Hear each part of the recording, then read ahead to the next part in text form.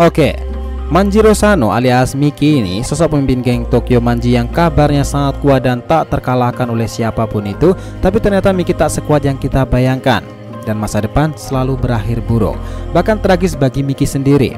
Kenapa? Apa yang terjadi dengan sosok Miki ini? Oke, kita breakdown misteri itu mulai dari sini.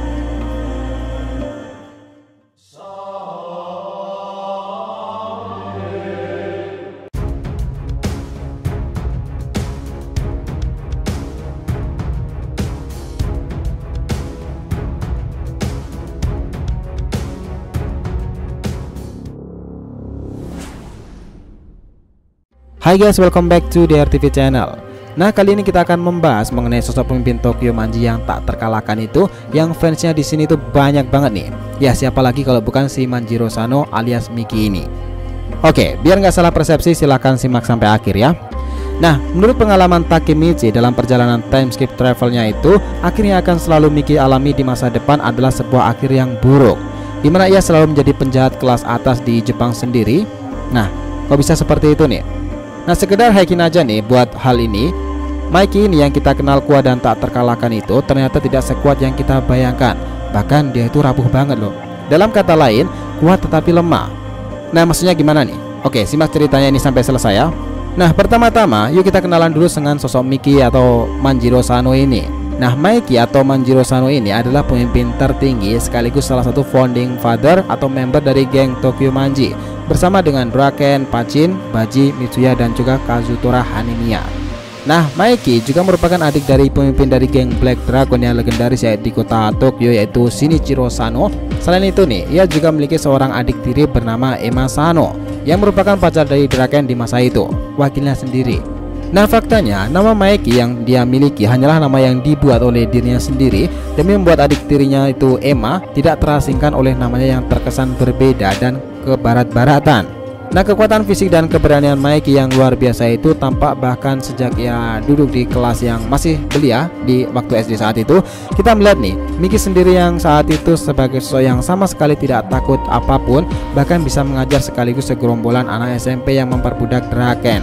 Nah, karena kekuatan, keberanian, dan karisma yang dimiliki oleh seorang Miki itulah yang kemudian menginspirasi Draken untuk menjadi setia dan ikut dengan perjalanan Miki selanjutnya.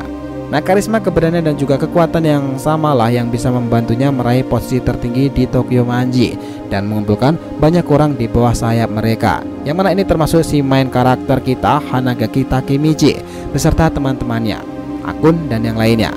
Dan karena hal yang sama tadilah, ia menjadi sangat ditakuti dan disegani oleh anggota-anggota dari geng lawan. Sudah beberapa kali kita bisa melihat nih, meski ia memiliki perawakan yang kecil, lemah, tetapi ia bisa menghajar orang-orang yang jauh lebih besar daripada dirinya itu. Seperti misalnya Obutakai Osanai, pemimpin Mobius sendiri, anggotanya sendiri Kiyomasa, dan juga anak-anak SMP tadi yang memperbudak Draken.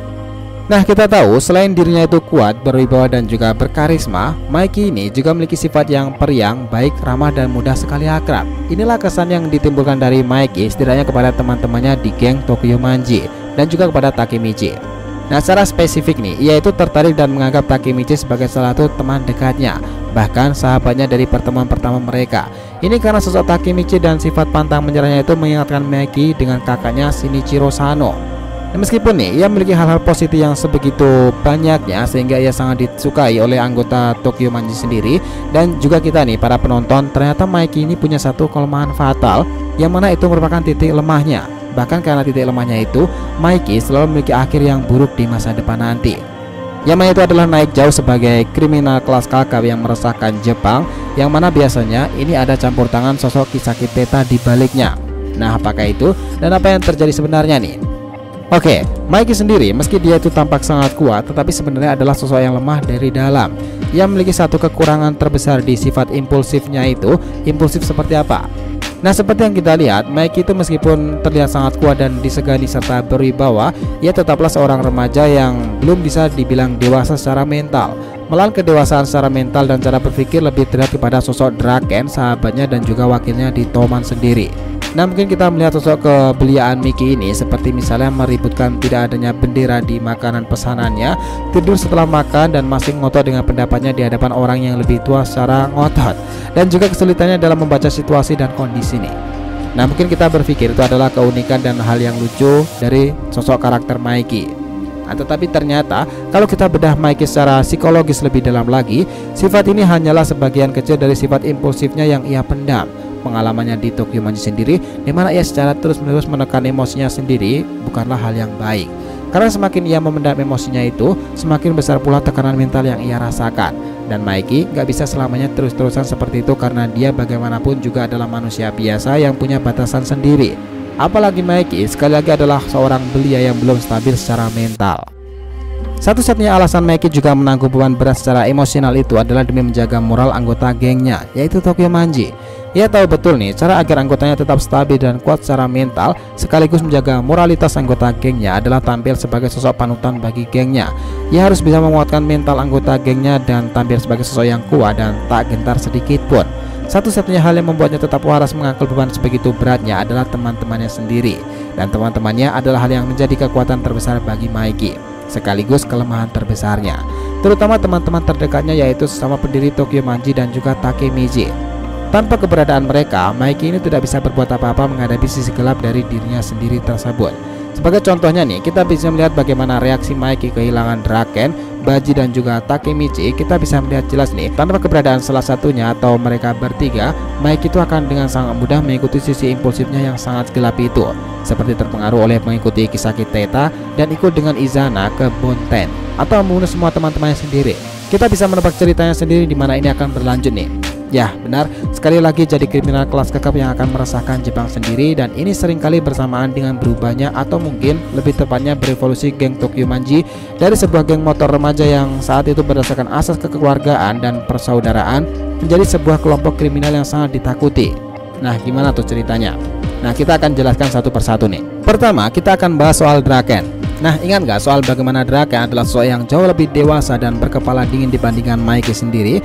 Nah, sifat kedewasaan Draken itulah yang berperan penting dalam menjaga Mikey tetap waras dan stay on track di jalan yang benar. Tugas Draken ternyata selain menjadi wakil kapten, ia juga berperan sebagai teman, bahkan sahabat yang tugasnya adalah selalu mengendalikan dan menjaga Mikey dari segi perilakunya itu. Baik Mikey maupun Draken memiliki rasa saling memiliki yang kuat, dan bahkan kita bisa bilang nih kalau sosok Draken adalah hatinya Mikey. Tanpa adanya hati dalam sosok Draken, Mikey akan sangat mudah menuruti hawa nafsunya yang gelap itu, sisi impulsifnya, dan terjatuh ke jalan kegelapan. Sebagaimana yang terjadi di suatu timeline di mana Draken tewas dalam bentrokan 3 Agustus melawan Mobius, dan kita tahu nih saat itu Mikey akan berubah di masa depannya nanti. Dan yang kedua adalah soal Baji. Hal yang sama juga berlaku kepada Baji, karena Baji kita tahu sebagai salah satu rekan sesama pendiri dan juga petinggi di Tokyo Manji sendiri. Lainnya Draken, ini juga merupakan salah satu teman terdekat Mikey sejak masa belia. Sebagai teman masa belia, memang mereka dahulu itu sering bertengkar satu sama lain, tetapi tak lama kemudian bisa dipastikan mereka bisa berbaikan kembali. Nah, perjalanan mereka bersama di Tokyo Manji itu semakin mempercepat hubungan di antara mereka. Mikey mengenal betul siapa itu Baji, dan begitu pula Baji kepada Mikey. Dan karena itulah nih, Mikey tidak mau membiarkan Baji bisa terpisah dari dirinya setelah hubungan persahabatan erat yang telah mereka bangun selama bertahun-tahun. Nah, Mikey sangat sulit untuk melepaskan Baji begitu saja, dan karena itulah Mikey meminta dan memohon, maksudnya dengan sedikit memaksa nih, kepada Takemichi untuk mengambil kembali Baji dari Valhalla. Bahkan setelah tidak bisa dilakukan secara baik-baik, nah Mikey pun rela mengajak gengnya menerima tantangan dari Valhalla untuk bertarung di pertempuran Halloween berdarah itu dengan tujuan merebut kembali Baji. Karena Baji adalah target utama Tokyo Manji dalam bentrokan Valhalla, maka kematian Baji di tangan Kazutora setidaknya hanya di dalam sebuah timeline menjadi trigger yang luar biasa bagi Mikey sendiri, sehingga sisi impulsifnya itu keluar dan menguasai dirinya. Ia menjadi tak terkendali, bahkan sampai membunuh Kazutora dengan tangannya sendiri. Dan itu baru hanya permulaan dari rangkaian tragedi yang mengantarkannya ke jalan kejahatan di masa depan. Nah, beruntungnya nih, di timeline yang lain di mana Takemichi ikut serta dalam bentrokan berdarah itu, kematian Baji malah berbuat manis karena ia mati tepat di hadapan Kazutora dan juga Mikey yang tengah berselisih, dan berhasil menyadarkan mereka berdua atas segala kesalahan mereka. Di sini kematian Baji yang membuahkan pertobatan dari Kazutora dan juga Mikey yang memaafkan Kazutora atas dosanya di masa lalu. Yang terakhir nih adalah Takemichi. Sebagai salah satu teman terdekat dari Mikey, keberadaan Takemichi sangat penting bagi Mikey sendiri di sebuah timeline nih, dimana mereka pada akhirnya membubarkan geng Tokyo Manji pada 2006. Mereka pun memutuskan untuk mengambil jalan hidup mereka masing-masing. Menjalani hidup mereka masing-masing berarti mereka semua akan berpisah dan mengurusi urusan hidup mereka sendiri-sendiri. Itu artinya Mikey akan berpisah dengan Draken, Takemichi, Mitsuya, dan yang lainnya. Nah, di antara mereka hanya Takemichi lah yang diberitahu rahasia tergelap dari Mikey soal sisi gelapnya itu. Tanpa adanya sosok yang mengontrol Mikey, tentu Mikey akan sangat mudah jatuh ke jalan kejahatan menuruti sisi gelapnya itu. Bahkan nih, Mikey sendiri pun sebenarnya sangat takut dengan sisi gelapnya sendiri, dimana dalam sebuah timeline ketika nampaknya ia berhasil menyelesaikan semua misinya, menyelamatkan Draken dan Hina, dan juga mengalahkan Kisaki Teta, Mikey pun tetap hadir sebagai tantangan terberat Takemichi dengan meminta untuk menghentikan dirinya di masa lalu. Mengerikan bukan?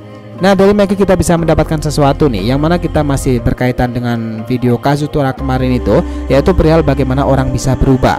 Nah, jika Kazutora mengalami perubahan menjadi orang yang jauh lebih baik lewat perjalanan panjang karakternya, nah Mikey ini berubah menjadi jauh lebih buruk karena faktor sisi gelapnya itu. Nah, mengenai sisi gelapnya Mikey itu, kita juga bisa tahu bahwa setiap orang itu punya sisi lain darinya yang mungkin kita nggak tahu sama sekali. Mikey pun tampil sebagai sosok yang baik, ramah, dan juga disegani, bahkan orang pemimpin dengan skill kepemimpinan yang luar biasa untuk ukuran anak remaja. Tetapi di sisi lain nih, kita juga belajar bahwa Mikey hanyalah sosok remaja yang belum dewasa dan masih tidak stabil. Mikey memang dikenal sangat kuat, sangat tangguh, dan sangat luar biasa powerful, tetapi sebenarnya secara psikologis dia itu sangat lemah dan sangat butuh bantuan dari orang lain yang membantunya tetap berada di jalan yang benar. Dan salah satunya adalah Takemichi ataupun Draken. Nah, menjadi pemimpin adalah hal yang keren dan juga merupakan skill yang sangat berguna bagi kehidupan. Tetapi menjadi pemimpin juga bukanlah hal yang sangat mudah, karena selain harus berurusan dengan orang lain, di saat yang sama pula juga harus melawan diri sendiri. Dari sisi kita tahu kepemimpinan Mikey membawa efek samping yang kurang baik bagi dirinya sendiri. Untuk itulah Mikey akan selalu membutuhkan orang lain sebagai pendampingnya, entah itu Draken, Takemichi, Mitsuya, atau bahkan yang lainnya dalam geng Tokyo Manji sendiri. Oke, menjadi sosok yang sangat kuat bukan berarti orang tersebut kuat dari luar dan juga dalam, ataupun ia bisa menjadi kuat secara terus-terusan. Setiap manusia memiliki kelemahan dan juga batasan-batasan sendiri yang mana mungkin ia sendiri tidak bisa menguasainya. Tugas kita adalah hadir untuk membantu orang-orang tersebut yang mana bisa saja dalam diam sebenarnya ia meminta pertolongan, seperti hanya Takemichi kepada Mikey. Nah guys, itulah tadi breakdown kita tentang Mikey, kepemimpinannya di Tokyo Manji sendiri, dan juga bagaimana kondisi psikologisnya, sisi gelapnya itu, dan juga pengalamannya membawa pengaruh yang tidak baik bagi dirinya sendiri. Bagaimana menurut kalian? Jangan lupa kasih saran di kolom komentar dan subscribe channel ini. Semoga ceritanya itu memberikan informasi dalam tiap pembahasan animenya. Thank you telah menonton konten DR TV and we'll be come back.